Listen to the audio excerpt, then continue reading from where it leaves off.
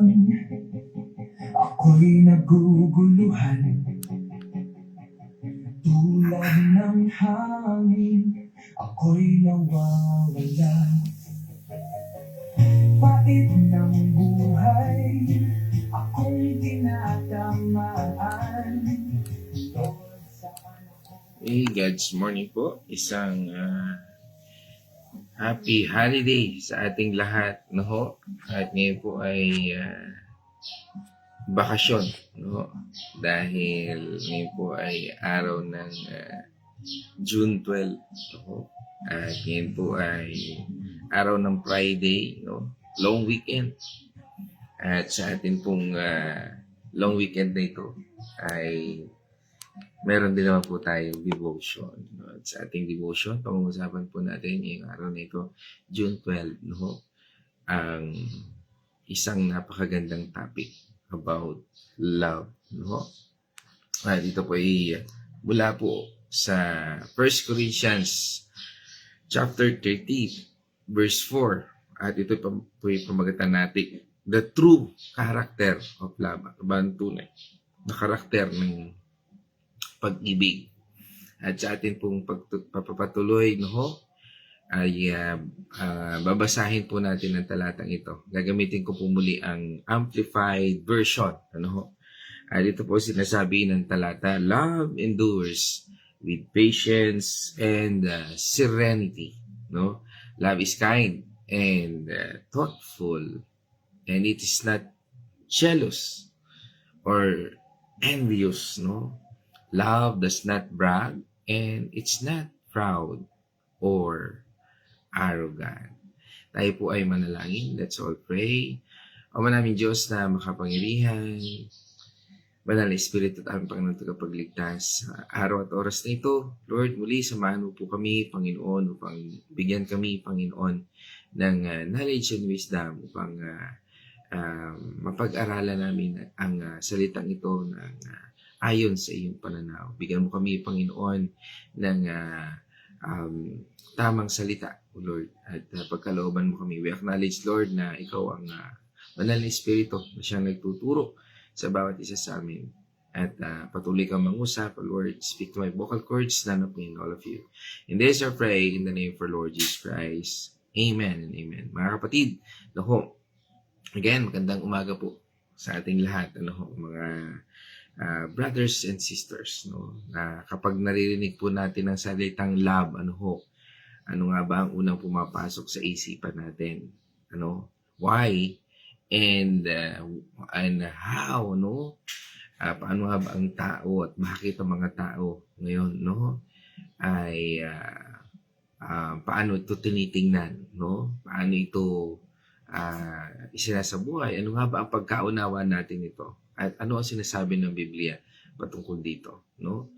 Kaya nga mga kapatid, no, ang pagmamahal, no, ay sabi nga ay napakahalaga po sa buhay natin bilang mga tao. At dito po tayo bilang mga tao ay natututo, no, ng tungkol sa pagmamahal o pag-ibig, no, base sa sa ating mga nakikita, no, ay nararamdaman at masasabi nating nararanasan natin sa ating paligid, no? Nakabase tayo kalimitan sa mga bagay na yan. Pero ang ating Panginoon Diyos, no, ay nagbibigay ng mas malinaw na pamantayan, no, sa salita ng ating Panginoon Diyos. Dito sa ating binasang talata sa 1 Corinthians chapter 13 verse 4 ay may malinaw na kasagutan po diyan ang Panginoon, no? At ang Biblia ay nagtuturo po ng tunay na pag-ibig ay nagmumula mismo sa ating Panginoon Diyos, no? Sabi nga po sa atin ng 1 John 4:8, no, ang hindi umiibig ay hindi nakakakilala sa Panginoon Diyos, sapagkat ang Diyos ay pag-ibig. Malinaw po na sinasabi doon, no, 1 John 4:8, no? At kung hindi natin magiging basihan ang pag-ibig, no, na nagmumula sa Panginoon Diyos at hindi natin kinikilala, no, ay maaari tayong magkamali. At Sabi nga, bakit po natin kailangan itong matutuhan? Dahil bagamat nilikha po tayo ayon sa larawan ng Diyos, ang kasalanan ay napapaloob sa tunay na kahulugan nito. Madalas po nating napapalitan ang tunay na pag-ibig ng pansamantala lamang, no? Kaya kanta ng isang linggong pag-ibig, no? Lunes, yan ang kita'y makilala. Martes, sabihin mga panandalian lamang. No? Okay, paano nga po ba tayo natututo, no?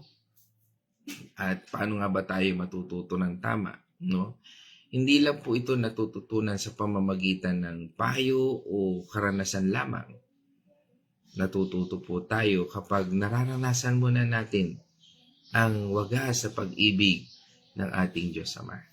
Ito po ay sa pamamagitan ng ating Panginoong Kristo at patuloy po na binabago po ng banal na Espiritu, no? Sa ating ang binabago ng banal na Espiritu ang ating mga puso. Sabi nga sa atin sa 1 John 4 verse 19, no? Yan po 'yon. Kaya nga po, madalas ang basihan po ng mundo ay love is about feelings, romance, at kung tayo ay masaya lamang. Or even giving gifts para lang ma-impress ang iba, no? Sinabi, mahal na mahal ka, no? Kung ano ng mga material things, hindi po yan masama, ano ho? Pero, tingnan po natin, kalimitan yan po nagiging basihan ng pagmamahal.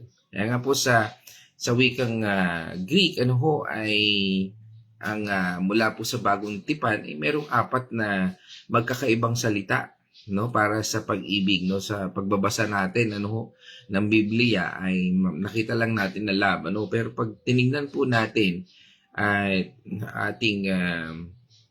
ating sinuri, no, ang sinasabi ng Biblia, meron pong 4 na klase ng pag-ibig. Ang una po yung eros. Ito po ay tumutukoy sa mga romantic or physical attraction, no?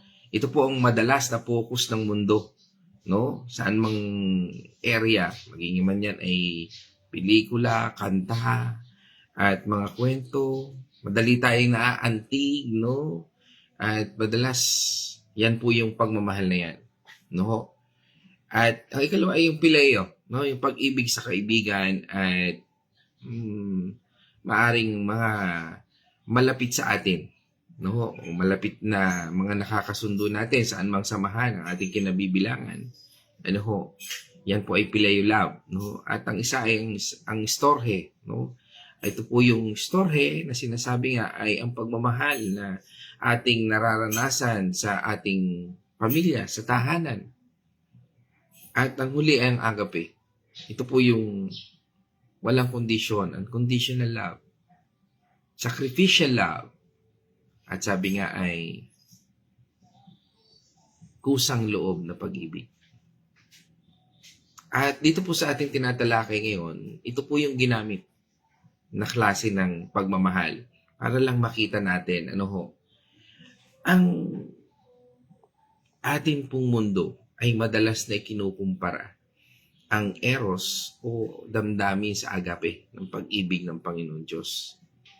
Kaya nga pag tinatanong natin, ano ba ang sa counseling, ano, pag nagka-counseling tayo, no, madalas nagkakaroon ng misinterpretation eh. Gaano ba talaga siya kamahal pag naitanong yan, ano ho?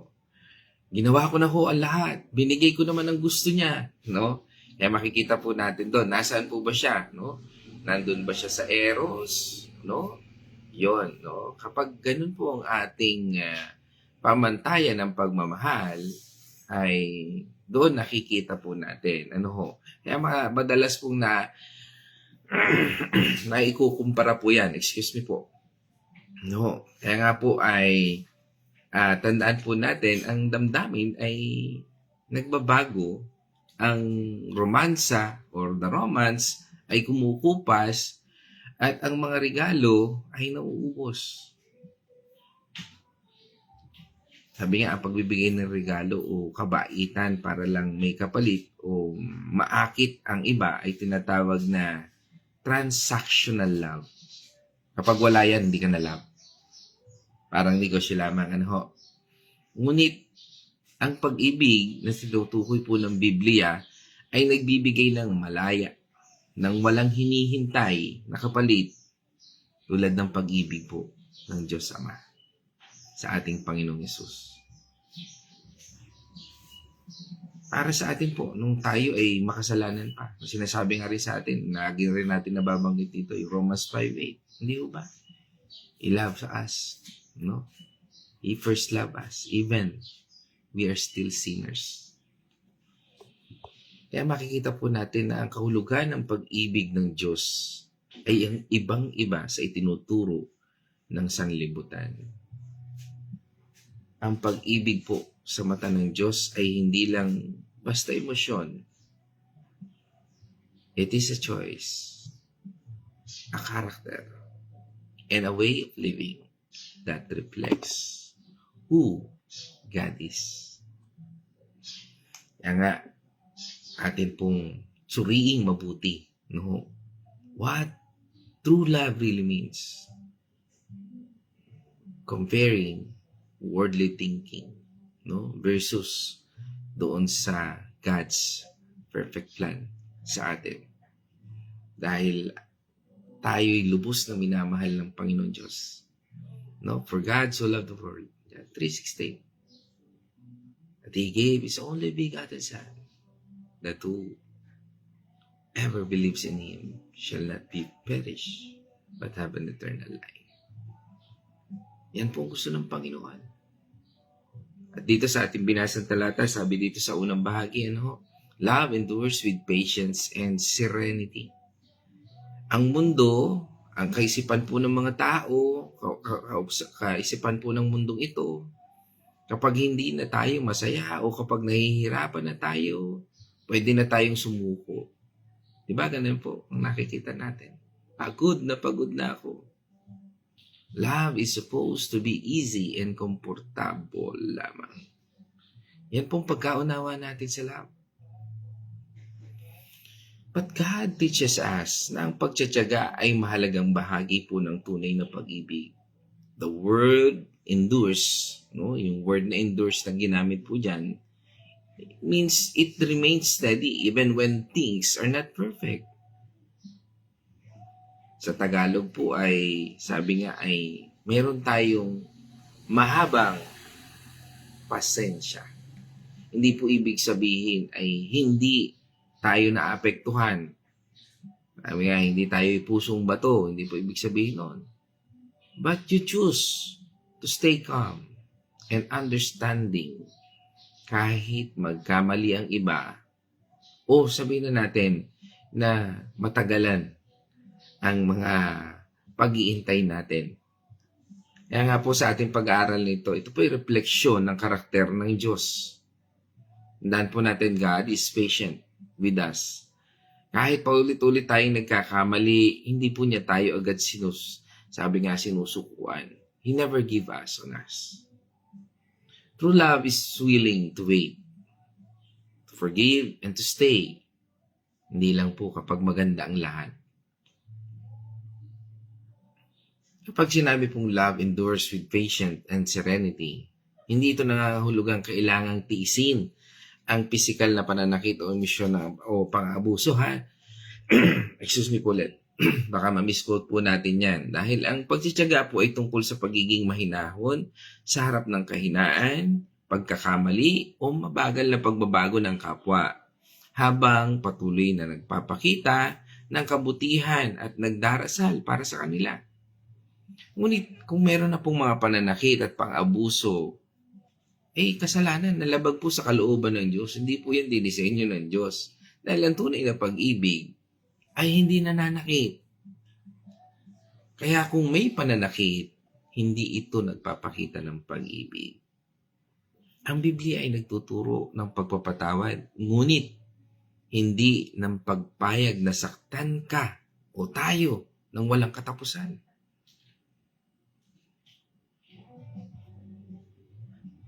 Ang Diyos po ay nais din tayong bigyan ng wisdom at protektahan ang ating buhay at kaligtasan. Kung hindi naman nakatutulong ang mga taong yan sa buhay mo at nasasaktan ka na, na hamper na rin yung paglago mo, teka. Hindi po tama yon.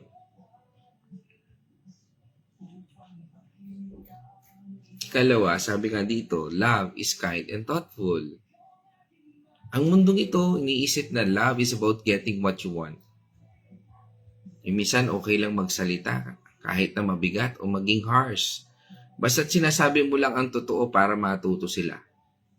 Minsan, ganyan po ang mundo. O minsan, ganyan po tayo. Pero ang ating Panginoon Diyos, ang ating paksa ngayon, God teaches us na ang kabaitan po ay hindi tanda ng kahinaan. Being kind means acting with gentleness, consideration, and a heart that desires what is truly best for others o para sa lahat. Hindi lang itong isang salita, kundi nakikita sa gawa. Dahil ang pag-ibig ng Diyos ay laging naghahangad na ikabubuti ng lahat. Mga mahal kong kapatid sa Panginoon, ang tunay na katotohanan ay ibinibigay ng may pagmamahal. As believers, we show kindness because we ourselves have received grace and goodness mula po sa ating Diyos Ama, our Abba Father. Ibig sabihin, natanggap po natin yan, pagmamahal na yan. Natanggap natin ang pagpapatawad. Natanggap natin ang kabutihan.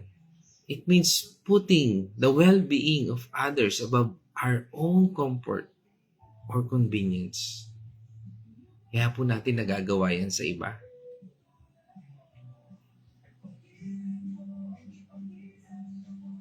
At dito sa ating paksa, ang sumunod na bahagi ay and is not jealous or envious. No?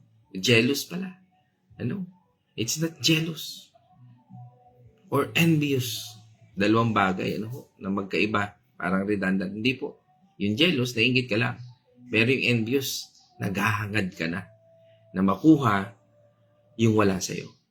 O ipalit kung ano yung meron na nakikita mo na dahil dun sa inggit ka, dun sa iba. Kaya nga mundong ito, minsan naiisip na natural lang mainggit ka kapag mas maganda ang meron ng iba. No, minsan karapatan kong maramdaman, kulang ako. Kahit magsalita laban sa kanila ng hindi o sabi nga lampas o pagka tayo minsan ay pag hindi tayo ang napili, no? Pag hindi tayo nabibigyan ng pabor, no? Naiinggit na tayo sa mga tao yun. Hindi po dapat gano'n. Tandaan po natin, bigyan natin kalayaan din yung iba. Dahil ang mga taong tunay na talagang may gustong tamang relasyon sa buhay mo, no, ang gusto mapalapit sa iyo, meron tamang yan. Meron tamang chemistry. Meron kasing tao na talagang hindi kayo mag-swak, Meron mga tao talaga na hindi kayo fit, At kahit wala ka namang masamang intensyon sa mga taong ito, ay hindi talaga kayo mag-fit, Dahil una, maaring magkaiba ang inyong mga interest o sabihin na nga natin or minsan, that is purpose din ng Panginoon Diyos upang ipakita rin minsan kung anong tunay na pagkatao ng isang tao, mga ganyang bagay.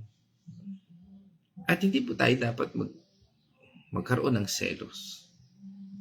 Dahil sabi nga sa atin ng Panginoon Diyos, ang selos at inggit ay ugat ng maraming gulo at sakit. Sabi nga, envy says, pag tayo ay napupuot sa isang kapwa, if we have envy, yung I want, na gusto natin yung mga bagay na wala naman sa atin. At hindi tayo nagiging masaya kasi wala tayo nun. Pero ang pag-ibig na nagmumula sa ating Panginoon Diyos ay malaya mula rito. Sabi nga, when you truly love, you rejoice. Kapag pag pinagpapala ang iba, natutuwa ka rin. Hindi ka nakakaramdam ng takot o hinanakit dahil sa tagumpay o kaligayahan nila. Dahil ang inggit ay nagmumula sa kawalan ng tiwala. Parang sinasabi mo na rin na hindi sapat ang plano at probisyon ng Diyos para sa atin. Kaya nga, but love trusts His perfect timing and His work in every person's life. Tandaan po natin yan. Dahil ang pagmamahal na yan ay namamalagi sa atin, that love endures with us. No? Meron tayong kapanatagan dahil ang nagbibigay ng lahat ng yan, ang source ng lahat na yan ay ang Diyos. Kaya hindi pwedeng hindi ka mabigyan.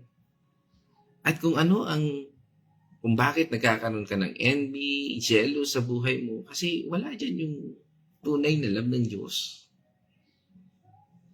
Nilalasan tayo ang ating sariling pagnanasa. Kaya nga, sumunod na bahagi, love does not brag and it's not proud or arrogant. Yan po yung sinasabi doon. Ipinapakita na rito yung ating attitude. Dahil ang mundong ito, no, minsan nakatingin tayo sa ating sariling galing. O sabi, minsan nasiisip natin na kung magaling ako, dapat ipagmalaki ko. Okay naman, no? Dapat makita ng iba kung ano ang kaya ko. Yan, purong ako, no? Dahil naghahangad na respetuhin, naghahangad na maiposisyon. O sabihin natin, mas maganda ako kaysa sa iba. So I deserve more attention. Parang ganon. We seek attention na hindi naman natin ikayayaman. Maaaring yumaman man ang ating bulsa, pero salat naman tayo sa tunay na pagmamahal ng Diyos. Wala tayong kapayapaan. Puno tayo ng bagabag. Puno tayo ng agam-agam. Kaya marami pong nasasayang na relasyon sa buhay ng isang tao. Lalo na sa buhay ng mananampalataya. Dahil ang pagmamalaki ay direktang kabaliktaran ng tunay na pag-ibig. Kapag nagiging mapagmalaki na tayo, yan po yung nagiging lason. Again, bragging and pride. Place yourself above others. Kapag nandyan tayo, iniisip natin na mas magaling tayo sa kanila. Kahit minsan parang may mga yung pagiging humble o nagiging humbug effect. No? Parang meron kasing yung tawag dito, false humbleness, no? Yung para bang paano ko ba explain yun? Yung para bang sinasabi mong ganito ka lang, ganyan ka lang, pero sa katotohanan nun, gusto mo itaas yung sarili mo, na parang gano'n. Kasi ako po'y ganito lang, ang aking katatayuan, no, ganito, ganyan, gano'n. Tapos, pero, ang ipinakikita mo naman, pero, ganito yung buhay mo, naging ganito na yung buhay mo. Marami pong ganyan, lalo na mga, sabihin natin, mga nakikita natin sa paligid, ano, that is something na parang bragging, ano, pinakikita natin sa iba na mas higit ka sa kanila, kahit na parang in your words, parang hindi naman, parang taliwasan, no. Again, mga mahal ko kapatid, true love does not seek its own glory or praise. No. Instead, it recognizes that every good thing we have comes from Heavenly Father. Kaya nga sa buhay natin, dapat ang naitataas ay ang Diyos. Why? Jesus Christ Himself is our perfect example. Kahit po siya ay Diyos, siya po ay nagpakumbaba at naglingkod. Love is humble. It sees the value of every person and never looks down on anyone. Hindi ito nagsasabing ako ang tama sa paraang nanliliit naman ng iba, kundi nagsasalita ng may paggalang at kabanalang o kababaang loob. Kaya mahal ko kapatid sa Panginoon, no, napaka-importante po nito para sa atin bilang mga tagasunod ng ating Panginoong Kristo. Kasi minsan sinasabi natin, mahal natin ng Diyos, pero iba naman ang nakikita. o pakikitungo natin sa ating pamilya, katrabaho, o kaibigan, no? Minsan nagkukulang po tayo ng pasensya, mabilis mainggit o mahilig magmalaki. Ang pag-ibig po na inilalarawan dito ay hindi natural sa tao. Kaya hindi po natin ito kayang gawin sa sarili lamang po nating lakas. This kind of love is flows only when we have first received God's love. Kung alam mo na tinanggap mo yung pagmamahal na yan at ready mo nang isacrifice ang pagmamahal na yan para sa iba, ibig sabihin, yan po yung lakas na nanggagaling sa Panginoon Diyos. As we draw closer to Jesus, His character is formed in us through the work of the Holy Spirit. It is the Holy Spirit who produces this fruit in our lives. Ito po ang siyang nagbibigay ng bunga sa ating buhay. Patience, kindness, and humility, and selflessness. Yan po ang mga bungang yan. Ang bunga ng pagmamahal na nagmumula sa ating Panginoon. Mga kapatid, sa akin pong pagtatapos, remember, worldly love says, I love you if, lagi pong may ganon. Mamahalin kita kung, but God love says, I love you even if. Mahal kita kahit na ganito ka. Magkaiba, ano ho? Hindi po ito laging madali. But it is possible because God's love lives in us. Namumuhay po sa atin yan. Kailangan lang po nating saliksikin. Kaya nga po, as we start this Friday, let us ask ourselves, pinapakita ko ba ang pagmamahal nito na sinasabi ng 1 Corinthians chapter 13 verse 4? Na isa sa pamumuhay ko ba ang pagmamahal na ito?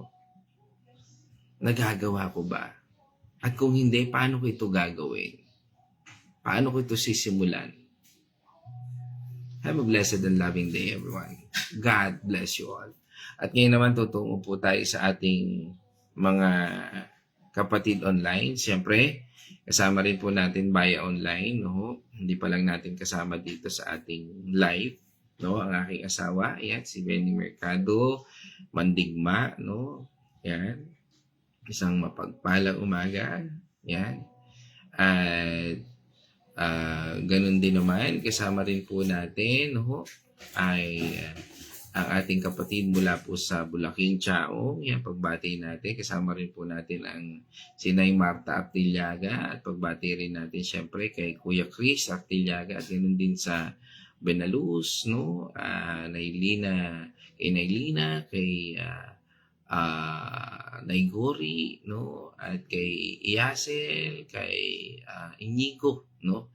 Yan, mga kapatid natin dyan sa Bulacan. Pagbati natin sa lahat, sa buong pamilya. No? At sinundan po yan ang ating kapatid na mula naman po sa Barangay San Roque. Yan, kasama rin po natin si Pastora Pe, no? Artillaga Andal. Yan. Isang mapagpalang umaga po, no, sa inyo. At purihin ng Diyos sa inyong buong pamilya. Yan, angkan, apuka-apuhan, magiging apu pa, batiin na rin natin, no? At pagbati rin po natin sa ating kapatid, Annalisa Echon, no? Sa mapagpalang umaga po sa inyo, ma'am, Annalisa Echon, at welcome po dito sa ating God's Morning. Yan, sa mapagpalang umaga po, yan, sa inyo. At sino pa? Ayaw tumaas. Nangyari yun. At kasama rin po natin ngayon si Attorney Adolfo Panjalan. Isang mapagpalang umaga po, Attorney. God bless po sa inyo at sa inyong buong pamilya. Yan. At kasama rin po natin yung araw nito. Yan, mula po sa USA, Washington, Seattle, no? Yan, si Nars Abby Daw. Yan ang Daw family. Kasama po natin. Yan, si Nars Abby, si Sister Abby. Siyempre, aking nanay na naglalakad din sa likod, no? Yan. At kasama rin po natin yung araw nito from Liliw, Laguna. Yan, kasama po natin si Nay Edna Arocena. Isang mapagpalang umaga po sa inyo. Yan, at ganun din po from Bacolod City. Kasama po natin ang Pios family yan, sa pangunguna ni Kuya George Pios. Yan, at pagbati rin natin sa aking magandang pinsan dyan sa Alamada, Cotabato. Kasama po natin si Ate Lilibet Chua. Yan, sa mapagpalang umaga dyan sa ating lahat dyan, no? Maayong buntag, no? Tama ba? Tama ba, ma? Maayong buntag. Yan, maayong buntag, no? Yan, yun. Spanish po yun. Ayong buntag. Maayong buntag daw. Yan. Yan. At pagbati ko rin kasama natin ngayon ang aming inaanak, no? Yan, ang mag-asawa. Yan, si Tyron at si Janessa, no? Asusena, at belated happy birthday kay PB. Yan. At syempre, pagbati rin natin kay paring Arthur at kumaring Carmelin, no? At sa kanilang mga magagandang baby. No? Yan, kay Julene at kay Pau. Sa mapagpalang umaga po dyan sa Carmelite Concepcion. No? At kasama rin natin from Makati, kasama rin po natin si Sister Babe, Rian Sares, at pagbati natin sa iyong buong pamilya. Yan, nasundan din po yan ng kapatid natin from Dolores, Quezon. Kasama po natin si Nay Teresita Dalangin, at syempre pagbati natin sa inyong buong pamilya, no? Kay Tatay Victor Dalangin, no? At sama na rin po natin dyan si Nay Remy Alinea, no? Dyan sa Dolores, Quezon. Sa pagpalang umaga po.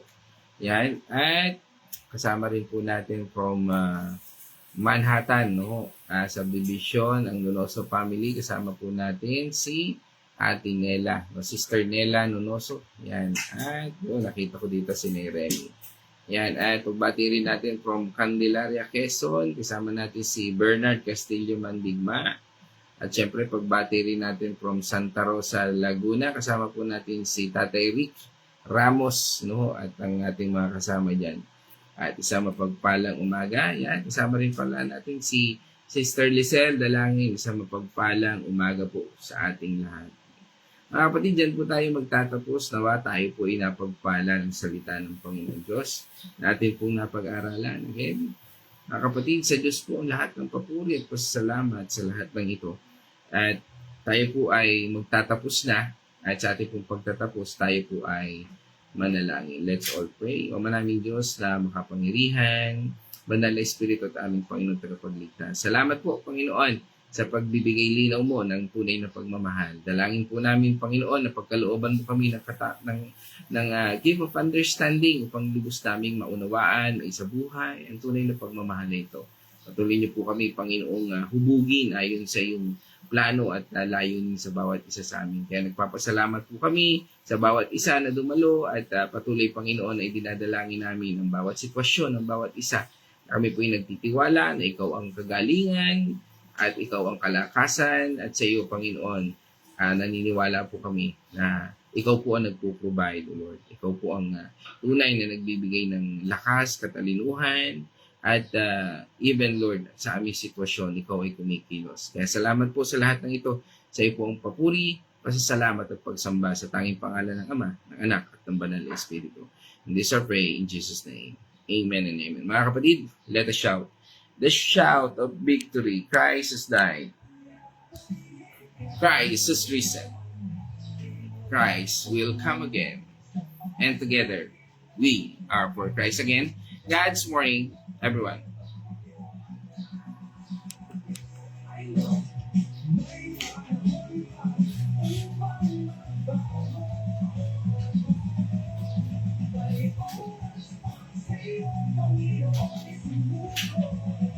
Sabay na ikaw. Sabay. Sabay na makulit. Ay, kulit. Kulit. Sabay na. God's morning ka na.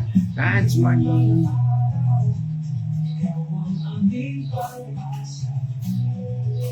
Sa langit ng bayan, sama-sama